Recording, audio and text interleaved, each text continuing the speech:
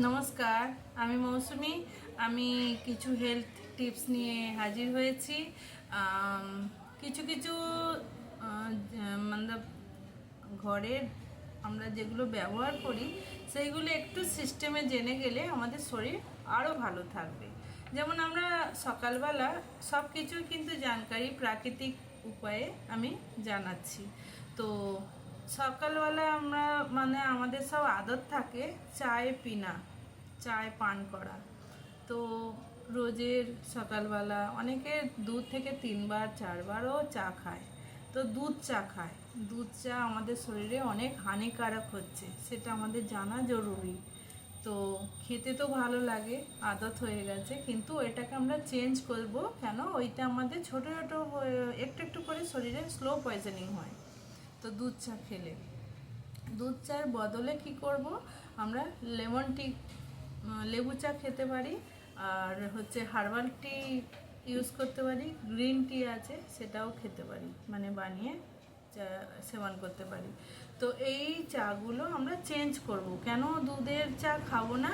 দুধের আমাদের একরকম পদার্থ আছে যেটা হচ্ছে ক্যাসিনো।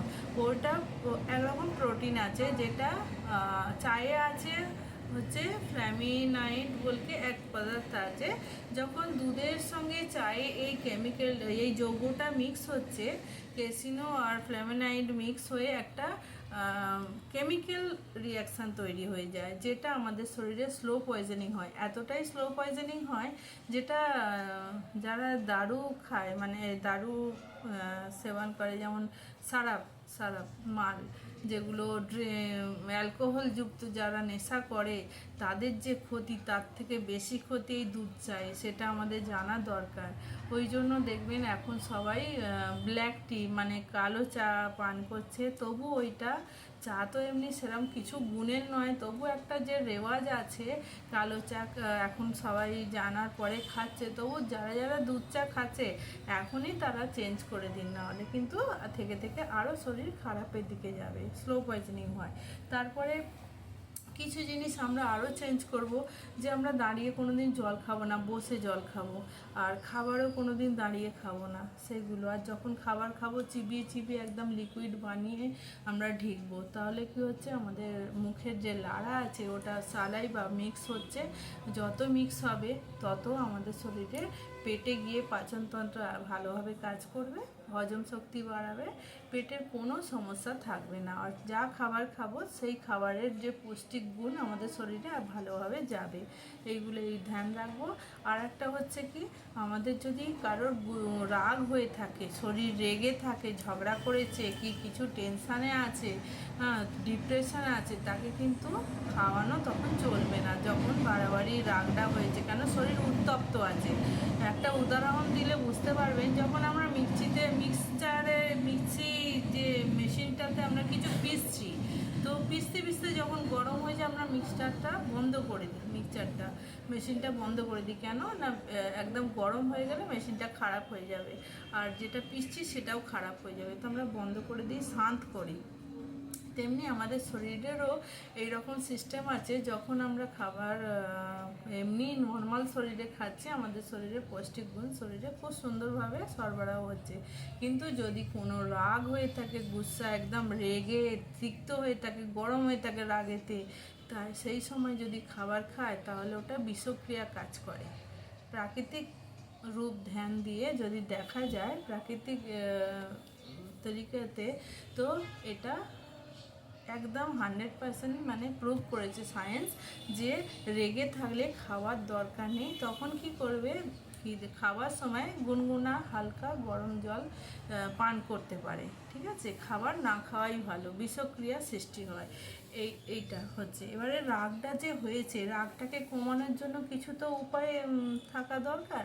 তো কারোর কোনো কারণে খুব রাগ আছে, রাগ কমছে না, একদম বাড়াবাড়ি, তো তাকে কি করবেন, তখন খালি ময়দানে গিয়ে খালি মাটিতে পা রেখে দিতে বলবেন কিছুক্ষণ, খালি পায়েতে জমিতে পা রেখে দিতে মাটিতে। তাহলে কি হচ্ছে, আমাদের ধরতি মা শরীরকে পুরো ইলেকট্রন আর্থিং দিয়ে তাকে পুরো 5 মিনিটের মধ্যে শরীরকে শান্ত করে। তো যে রেগে থাকে তাকে খালি পায়েতে ঘাসে না হলে মাটিতে পুরো পাটা রেখে দিতে বলবেন। এটা একটা প্রাকৃতিক উপায় রাগ ঠান্ডা করার জন্য। আর যখন আমরা শরীরকে পুরো ধরতির সঙ্গে মাটির সঙ্গে আমরা টাচ করে আছি, তখন ধরতি মাই পুরো শরীরটাকে সামলাবে। তো কারোর যদি সিজন চেঞ্জ হওয়ার সঙ্গে সঙ্গে সর্দি কাশি জ্বর লেগে থাকে, যেমন বর্ষার সময় একটুতেই হাঁচি পড়ছে, জ্বর হয়ে যাচ্ছে, আবার গরমের সময় খুব জ্বর হয়ে যাচ্ছে গরমেতে, আবার শীতের সময় ঠান্ডাতে জড়ো জড়ো হয়ে যাচ্ছে, কিছু কাজ করতে পারছে না, তো ওই রকম ব্যক্তিকে কিন্তু মাটি মানে ধরতির সঙ্গে আমাদের লেগে থাকতে হবে। রোজের ঘুম থেকে উঠে আমাদের সূর্যর যেমন তাপ দেওয়া দরকার, শরীরে 7টা রং পূর্তি হবে এনার্জি বাড়ানোর জন্য, তেমনি আমাদের মাটি ধরতি মাতার সঙ্গেও আমাদের পাটা যদি রেখে দেওয়া হয়, চলা হয়, হাঁটা হয়, তারপরে হচ্ছে ঘাসেতে চলা হয়, তাহলে আমাদের শরীরে নিরোগ বানে। ঠিক আছে, তারপরে এটা হলো আমাদের ধরতি মাতা, এটা হচ্ছে আমাদের পঞ্চতত্ত্ব দিয়ে আমাদের শরীরটাকে সারানো হয়। যেমন আমাদের সূর্যের তাপ দরকার, তেমনি আমাদের মাটিও ধরতি মাতা পৃথিবীর সঙ্গেও আমাদের জুড়ে থাকা দরকার।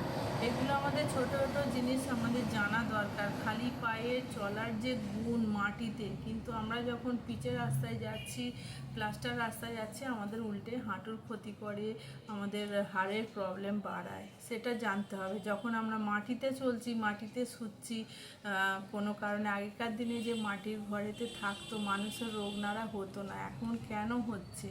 সব কিছু চেঞ্জ করে ফেলেছি আমরা নিজেরাই। মার্বেলে ইউজ করছি ঘরেতে, মেঝেতে, তো মার্বেলে শুলে আমাদের শরীর অনেক রোগ বাড়ে। আর যদি আমি মাটির জমিতে শুয়ে থাকি, আমাদের রোগ সারবে কেন? আমরা প্রাকৃতিক সঙ্গে যখন জুড়ে আছি, আমরা প্রাকৃতিকের উপায়ে যখন শরীরকে ঢালছি, তখন আমাদের রোগমুক্ত হচ্ছে।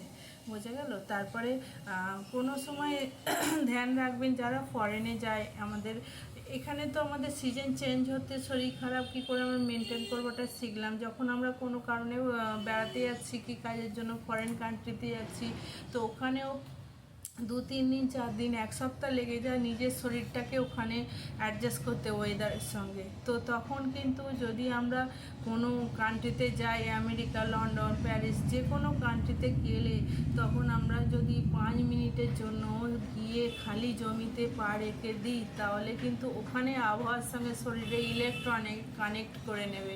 তাহলে ওখানের ওয়েদারের সঙ্গে শরীরটাকে ম্যাচ হয়ে গেলে আমাদের কিন্তু ওই ওয়েদারের শরীরটাকে সুন্দর রেখে দেবে, না শরীর খারাপ হবে না কিছু হবে। এইসব ছোটো ছোটো তথ্য জানা সবাইকে দরকার।